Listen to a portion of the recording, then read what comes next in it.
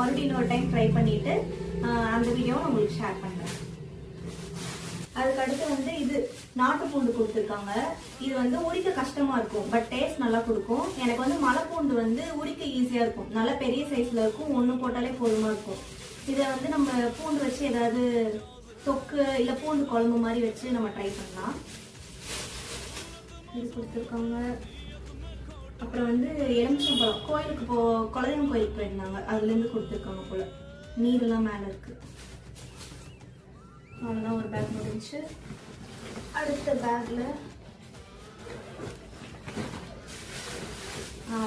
இது வந்து பெரியம்மா வந்து எங்களுக்கு ஊறுகாய் போட்டு கொடுத்துருக்காங்க. என்னன்னா மலை நெல்லிக்காய் ஊறுகாய், செம டேஸ்ட். இது மட்டும் நாங்கள் பிரிச்சு சாப்பிட்டோம், செம டேஸ்டா இருக்கு.